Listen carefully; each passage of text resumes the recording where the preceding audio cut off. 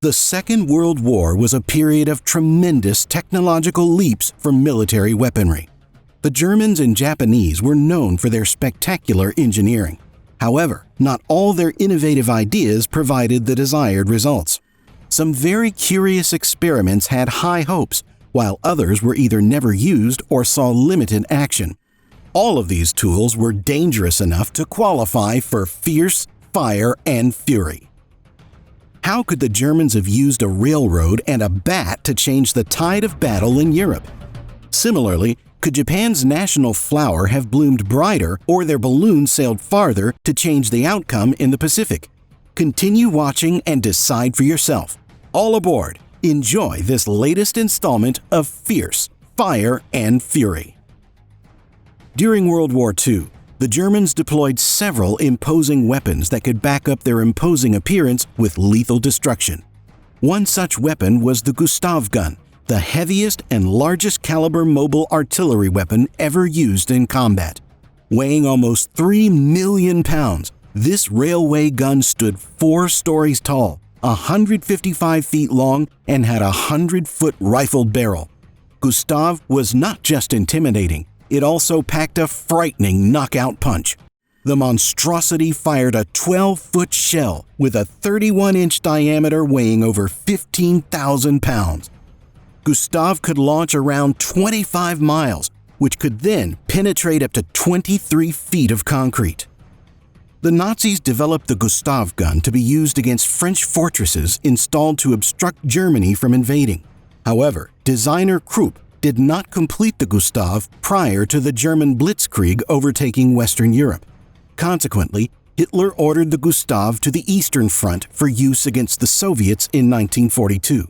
Gustav's tremendous size was also its main downfall. The Germans could only transport it via their rail system, which also made replacement parts difficult to obtain.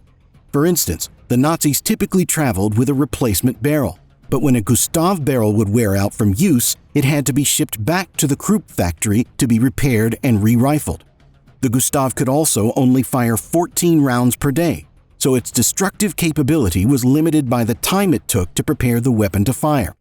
And because the Gustav was so big with limited mobility, it became an easy target for enemy aircraft. Overall, Gustav could have been the most devastating piece of artillery for the Germans. But its sheer size and lack of mobility did not meet the speed and maneuverability of the German army. On the Pacific Front, Japan was no stranger to creating extremely dangerous and sinister weapons.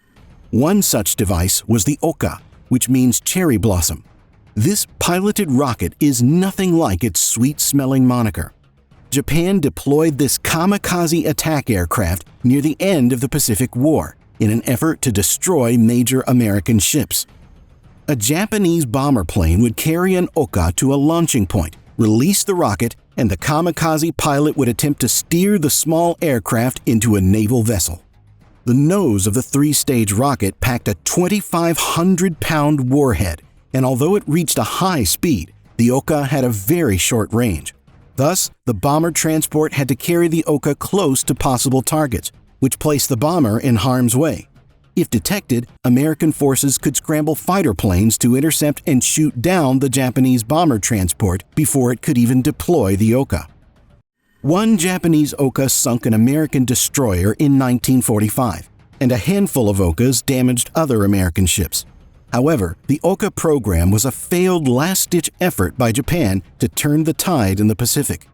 Even if Japanese Oka pilots had been more successful in disabling the U.S. Navy, the risk of losing additional crew and equipment transporting the Oka to its release point is why Japan limited its use.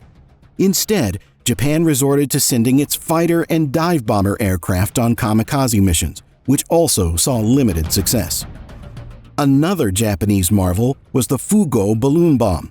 This paper balloon was filled with hydrogen, had a 33-foot diameter, and could carry 45 pounds of incendiary bombs. The goal was to release the unmanned balloons from Japan into the jet stream with the hope that the balloons would float to North America via the high-altitude air current and release their payloads, creating mass wildfires across the western United States and Canada. To keep the balloons in the air for such a great distance during the day and night, the balloons were equipped with a highly sophisticated sandbag ballast system that included 32 sandbags mounted around an aluminum wheel. Engineers connected a series of 3 barometers calibrated for specific altitudes to release gunpowder blowout plugs that could detonate and drop sandbags if the balloons flew below a certain altitude.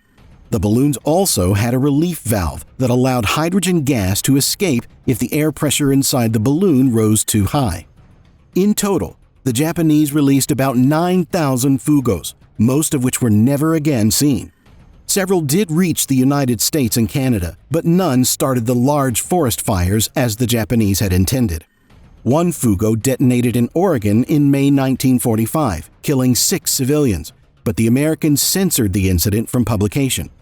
Japanese stopped manufacturing the balloon bombs because they were running out of materials, including paper and hydrogen, and because there was little evidence of balloons successfully reaching North America.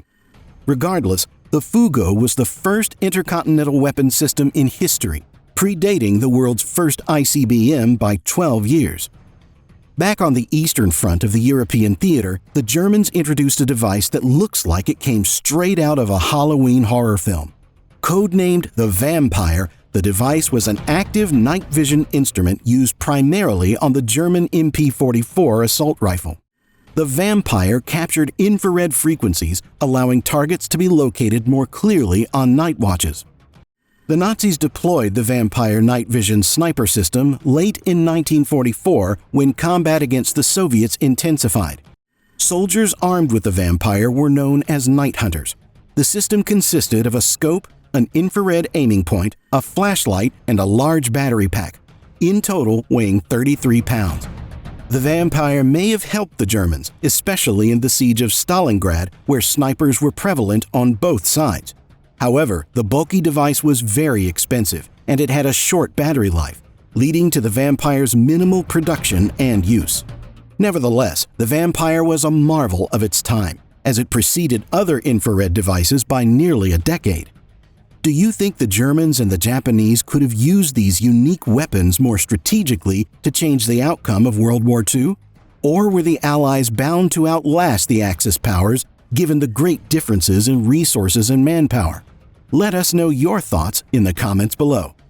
Don't forget to give this video a thumbs up and hit that subscribe button so you don't miss out on more exhilarating content.